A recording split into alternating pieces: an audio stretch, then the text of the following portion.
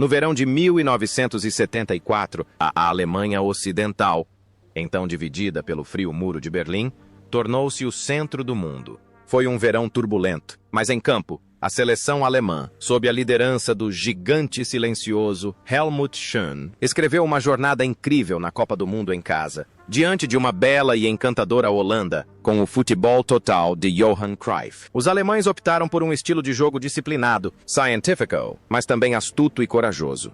A vitória por 2-1 na final em Munique não só trouxe para casa a prestigiosa Taça de Ouro, como também afirmou uma verdade. O futebol é um jogo de momentos e de espírito indomável. Esses momentos se tornaram parte inesquecível da memória, um símbolo da tenacidade e da vontade alemãs.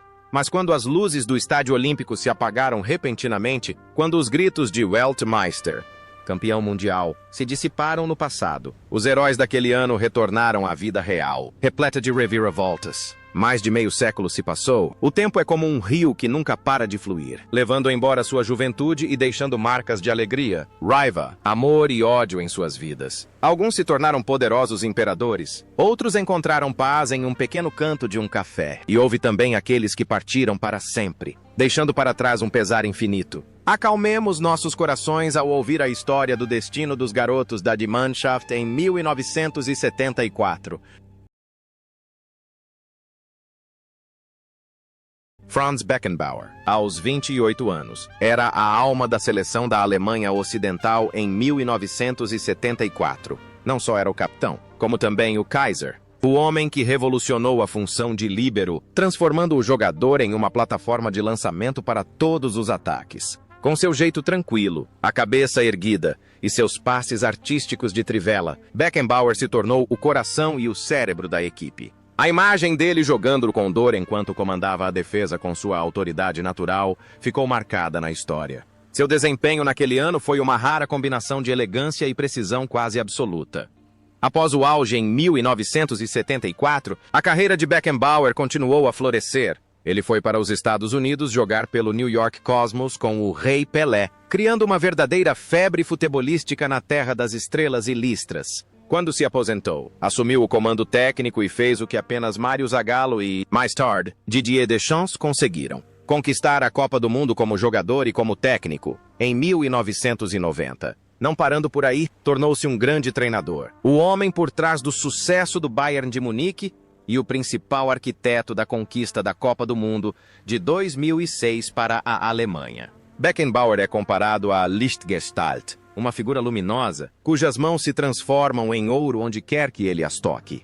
No entanto, a vida pessoal do imperador não foi isenta de momentos difíceis. Em seus últimos anos, ele enfrentou acusações de corrupção relacionadas aos direitos de organização da Copa do Mundo de 2006, o que manchou um pouco sua imagem perfeita. Ele escolheu viver recluso em Salzburgo, Áustria, longe da mídia, enfrentando uma saúde cada vez mais debilitada, perdendo a visão de um olho e sofrendo ataques cardíacos. Ele também sofreu muito com a perda de seu filho Stefan em 2015. Beckenbauer, em seus últimos anos, era um velho pensativo, contemplando a glória e o vazio.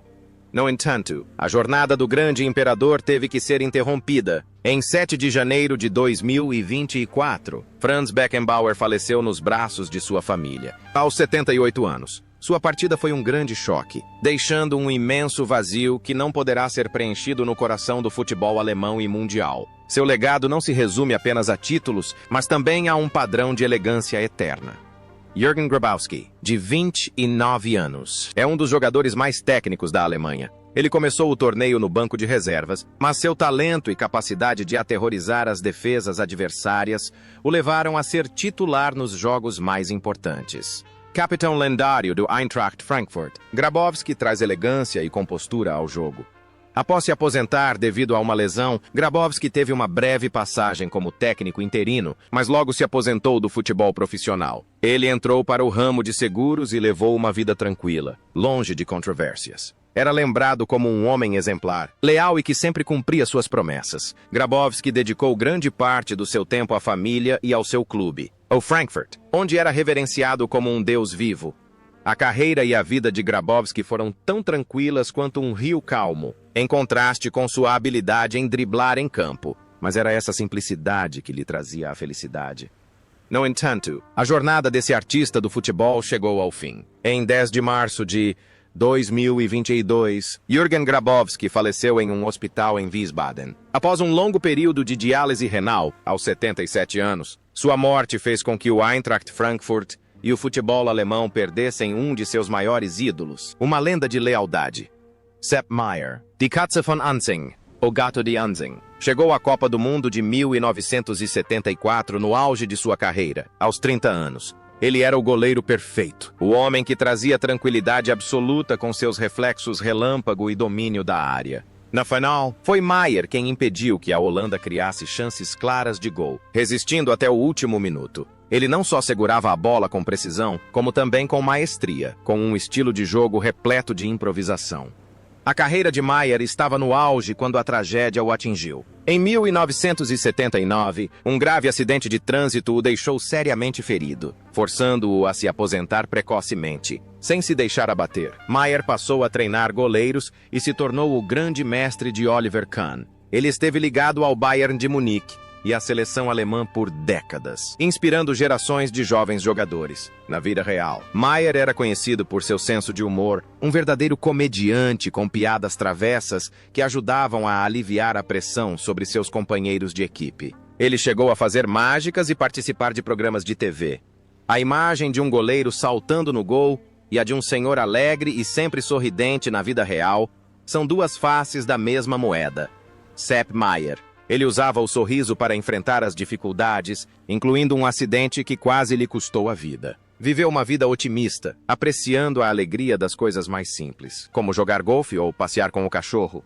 Agora, aos 79 anos, Sepp Maier está completamente aposentado, vivendo tranquilamente no sul da Alemanha. Ele ainda é carinhosamente chamado de o goleiro da seleção pelos torcedores, um símbolo de otimismo e espírito de superação. Bertie Vogts, apelidado de Der Terrier, de 27 anos, era a personificação do trabalho árduo e da tenacidade. Sua tarefa na final de 1974 era a mais difícil do mundo na época, marcar Johan Cruyff. E Vogts conseguiu. Ele apagou a imagem de São Johan com sua tenacidade e disciplina de ferro. Vogts não jogava para receber elogios, ele jogava para destruir a criatividade de seus adversários. Após uma brilhante carreira como jogador no Borussia Mönchengladbach, Vogts dedicou-se à carreira de treinador. Levou a seleção alemã à vitória no Campeonato Europeu de 1996 e, em seguida, aventurou-se por diversos países, como Escócia, Nigéria e Azerbaijão. A vida de Vogts é uma sequência de dias de trabalho ininterrupto. É um homem trabalhador, sério, reservado e, por vezes, considerado austero. Vive de forma simples, sem ostentação, mantendo sempre a imagem de um profissional. O Terrier em campo e Vogts fora dele compartilham a mesma lealdade e dedicação. Ele dedicou sua vida ao futebol sem buscar reconhecimento. Independentemente de ter tido sucesso ou fracassado como treinador, sempre manteve a cabeça erguida por ter dado o seu melhor. Hoje, aos 77 anos, Bertie Vogts aposentou-se após anos de peregrinação. Ele raramente aparece na mídia, mas continua sendo um conselheiro respeitado, uma testemunha viva do espírito alemão de nunca desistir. Gerd Müller, Der Bomber, o rei dos bombardeiros, era o terror de qualquer defesa. Na Copa do Mundo de 1974, aos 28 anos, marcou o gol decisivo da final, com seu característico chute giratório. Baixo, ataracado, com pés grandes e um equilíbrio incrível. Müller era despretensioso, mas devastadoramente eficaz. Era um matador na área, capaz de converter as menores chances em gols. Após se aposentar dos gramados nos Estados Unidos, a vida de Gerd Müller mergulhou em profunda escuridão. Ele sofreu de depressão e alcoolismo, perdendo-se completamente quando deixou de estar sob os holofotes. Foram seus ex-companheiros de equipe, como Hoeneß e Beckenbauer, que o ajudaram, levando-o para a reabilitação e lhe deram a oportunidade de treinar o time juvenil do Bayern de Munique. Müller reencontrou a alegria, tornando-se um mentor dedicado, guiando jovens talentos como Thomas Müller e Philipp Lahm. Ele viveu uma vida reservada e humilde, em completo contraste com os gols explosivos que marcava em campo. Mas o destino é cruel. Nos últimos anos de sua vida, a memória do rei dos bombardeiros foi gradualmente apagada pela terrível doença de Alzheimer. Ele não se lembra mais dos gols, não reconhece mais seus familiares e vive tranquilamente em um asilo, recebendo cuidados especiais. O antigo herói agora está atordoado como uma criança, esquecendo-se da aura que um dia criou. E então, em 15 de agosto de 2021, Gerd Müller faleceu aos 75 anos. Sua morte foi uma triste notícia, encerrando a vida do maior atacante da história do futebol alemão. Seu legado são os recordes de gols que desafiam o tempo e a lição de espírito de equipe que salvou uma vida. Hans-Georg Schwarzenbeck, de 26 anos, é conhecido como o guarda-costas do imperador. Se Beckenbauer avança, Schwarzenbeck recua para dar cobertura. Seu estilo de jogo é rústico, simples, focado na força e em intervenções oportunas. Ele aceita ser o coadjuvante, aceitando ser o jogador que limpa a área para que Beckenbauer possa brilhar. Fora dos campos de futebol, Schwarzenbeck escolheu um caminho completamente diferente do de seus companheiros de equipe milionários. Ele abriu uma pequena papelaria em Munique e, todos os dias, vendia jornais e revistas no balcão. Os clientes que vinham comprar jornais às vezes não percebiam que o gentil e tranquilo dono da loja era o campeão mundial. Ele rejeitou o glamour e encontrou a felicidade em uma vida simples e comum com sua família e vizinhos. A humildade de Schwarzenbeck é o que mais o impressiona. Ele é discreto em campo e discreto na vida. Ele é a prova de que não é preciso ser a estrela mais brilhante para ser a mais feliz. Agora, aos 75 anos, Schwarzenbeck se aposentou, fechou seu mercadinho, mas ainda vive uma vida tranquila em Munique. Ele continua sendo o querido Katche no coração dos torcedores do Bayern, um herói simples do dia a dia. Wolfgang Overath, de 30 anos, era um maestro talentoso com um pé esquerdo extremamente habilidoso. Na Copa do Mundo de 1974, foi escolhido para ser titular no lugar de Günther Netzer, e provou que o técnico Schön estava certo com sua excelente capacidade de controlar a partida. Overath jogava como um artista, desenhando curvas suaves em um time de muita garra. Toda a carreira de Overath foi dedicada a um único amor, o FC Köln. Após se aposentar, tornou-se presidente do clube por muitos anos. Ele também é conhecido por suas atividades filantrópicas, especialmente o Fundo de Apoio a Moradores de Rua e Pessoas em Situação de Vulnerabilidade. Overath é um verdadeiro cavalheiro, educado, gentil e atencioso. Ele usa sua fama para alegrar a vida daqueles que se encontram em circunstâncias desfavoráveis. Seu brilhantismo em campo se traduziu em compaixão na vida. Overath não apenas marcou gols, como também inspirou esperança nos menos afortunados. Hoje, aos 80 anos, Wolfgang Overath ainda goza de boa saúde e continua suas atividades sociais. Ele é um monumento à lealdade e à humanidade, respeitado não só em Colônia, mas em toda a Alemanha.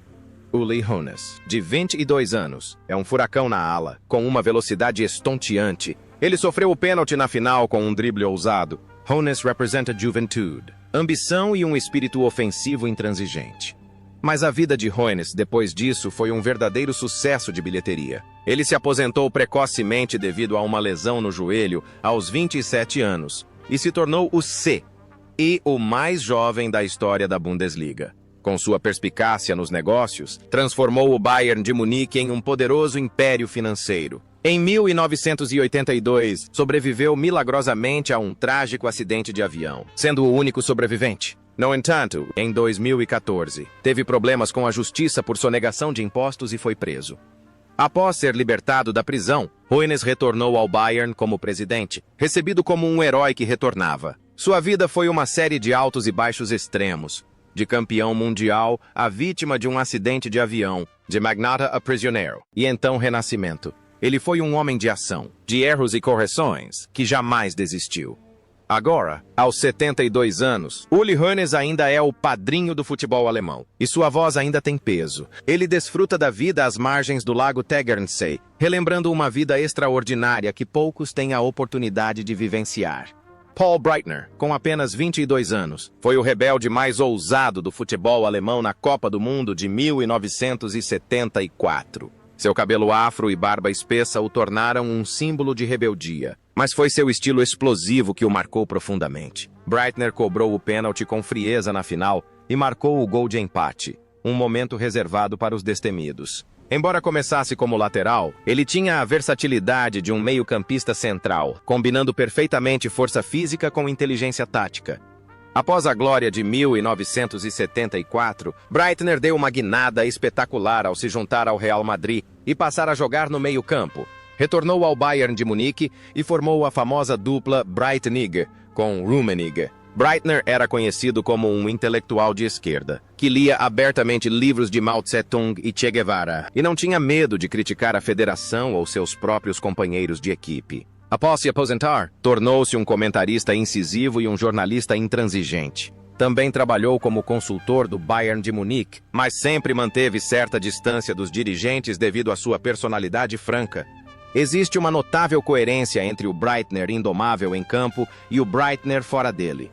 Independência e indiferença. Ele raspou a barba espessa e tornou-se mais elegante, mas sua arrogância e pensamento crítico permaneceram intactos. Levou uma vida tranquila com a família, longe de escândalos pessoais. Mas sempre que falava de futebol, toda a Alemanha tinha que ouvir.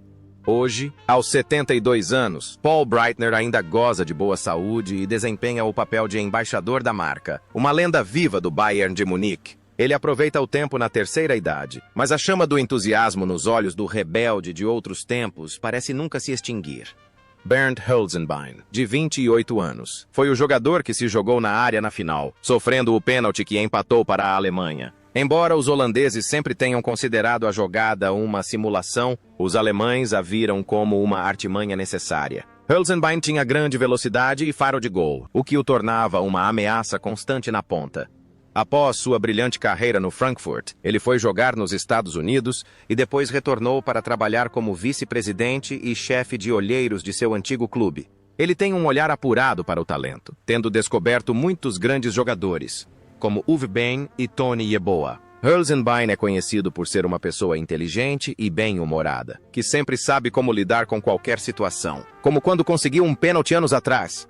A vida de Hölzenbein esteve ligada ao futebol até seus últimos dias. Ele ainda ia regularmente ao estádio, acompanhando seu amado time. Ele era parte viva da história do Eintracht Frankfurt. No entanto, em 15 de abril de 2024, Bernd Hölzenbein faleceu aos 78 anos após uma longa batalha contra uma grave doença. Sua morte deixou muitas controvérsias sobre o antigo jogador de futebol, mas, acima de tudo, respeito por um campeão mundial que dedicou toda a sua vida ao futebol. Rainer Bonhoff, o jogador mais jovem da equipe titular, com 22 anos, atuou como ponta-direita com energia juvenil e talento para cruzamentos. Foi Bonhoff quem deu a assistência para o gol da vitória de Gerd Müller. Ele foi comparado a um motor na ala, incansavelmente atacando e defendendo. Bonhoff é o único jogador alemão a conquistar o campeonato europeu 2 vezes, 1972, 1980. Após se aposentar dos gramados, teve uma carreira de sucesso como treinador na Alemanha e na Escócia. Atualmente, é vice-presidente do Borussia Mönchengladbach. A vida de Bonhoff é marcada pela dedicação constante. Ele é uma pessoa tranquila, de grande prestígio, e que sempre trabalha com o máximo senso de responsabilidade. Hoje, aos 71 anos, Rainer Bonhoff continua trabalhando arduamente para revitalizar Mönchengladbach. Ele é a ponte entre o passado glorioso e o presente, inspirando a geração mais jovem com sua própria experiência conquistada com muito esforço. Bernhard Bernd Kollmann, de 24 anos, era um jogador versátil do Colônia. Na Copa do Mundo de 1974, disputou 3 partidas e marcou 1 gol. Kollmann era o tipo de jogador que todo treinador precisava. Não era excepcional, mas sempre fazia sua parte e estava disposto a se sacrificar pela estratégia geral. Seu apelido, Kolo, era sinônimo de confiabilidade.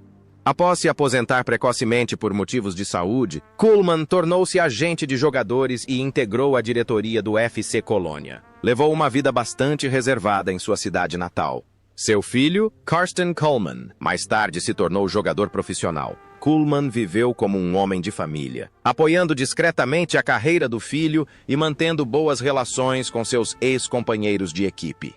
Agora, aos 74 anos, Bernhard Kollmann vive uma aposentadoria tranquila. Ele raramente aparece em público, satisfeito com o que conquistou e contribuiu para o futebol alemão. Dieter Herzog, de 27 anos, era um ponta-esquerda do Fortuna Düsseldorf. Ele jogou 2 partidas na Copa do Mundo de 1974, demonstrando velocidade e habilidade. Embora não fosse titular absoluto, a contribuição de Herzog para o rodízio do elenco foi crucial para manter os jogadores principais em forma. Após se aposentar, Herzog passou um longo período no Bayer Leverkusen como olheiro. Desempenhou essa função discretamente por décadas, contribuindo enormemente para a construção das bases do clube. Herzog é meticuloso, paciente e tem um olhar apurado. Hoje, aos 77 anos, Dieter Herzog ainda é lembrado com respeito no mundo do olheiro alemão. Ele leva uma vida simples, aproveitando a velhice após anos percorrendo campos de futebol em busca de talentos. Jupp Heynckes, de 29 anos, era um grande atacante, mas teve o azar de jogar na mesma época que Gerd Müller. Na Copa do Mundo de 1974, disputou apenas 2 partidas e não marcou nenhum gol. No entanto, a qualidade de Heynckes era inquestionável. Ele era um atacante inteligente, técnico e extremamente preciso. A carreira de Heynckes como treinador foi ainda mais brilhante do que a sua como jogador. Ele é um dos maiores treinadores de todos os tempos, tendo levado o Bayern de Munique a uma tríplice coroa histórica em 2013 e o Real Madrid à conquista da Liga dos Campeões em 1998. Heynckes era apelidado de Osram, lâmpada, porque seu rosto frequentemente ficava vermelho quando treinava, mas ele era um cavalheiro, sábio e cheio de humanidade. Sempre foi respeitado por seus pupilos como um pai. Agora, aos 78 anos, Jupp Heynckes desfruta da aposentadoria em sua fazenda em Schwalmtal, com a esposa e o cachorro de estimação. Ele se afastou completamente do mundo agitado do futebol, encontrou paz e serenidade na natureza e completou uma jornada lendária de forma perfeita. Heinz Floh, de 26 anos, capitão do Colônia, era um meio-campista de altíssimo nível técnico. Ele disputou 3 partidas naquele torneio. Floh possuía excelente habilidade de drible e visão tática. Ele era o cérebro do Colônia, aquele que trazia arte ao jogo. No entanto, a vida de Floh terminou em tragédia e lágrimas. Após se aposentar devido a uma grave lesão sofrida em uma entrada violenta, ele passou a ter muitos problemas cardíacos. Em 2010, sofreu um AVC e ficou em estado vegetativo por 3 anos. Os últimos anos de Floh foram passados em absoluto silêncio em seu leito de hospital, em meio à dor de seus familiares.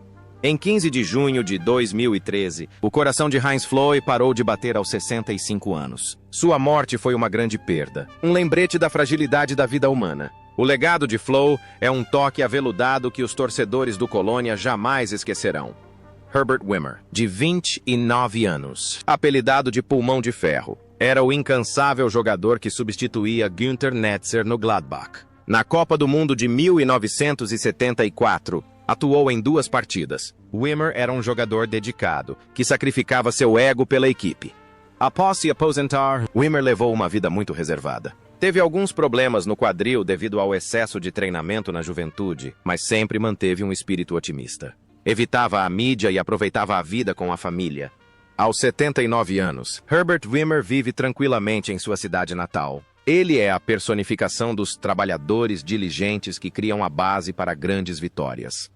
Horst Dieter Hüttges, de 30 anos, apelidado de Eisenfuß, pernas de ferro, é uma lenda do Werder Bremen, famoso por seu estilo de jogo duro e intransigente. Na Copa do Mundo de 1974, ele jogou apenas uma partida, mas seu papel no vestiário foi enorme. Após sua carreira, Hüttges tornou-se empresário e treinou times amadores. Em seus últimos anos, lutou contra a demência em um lar de idosos. O ex-zagueiro gradualmente esqueceu seu passado glorioso.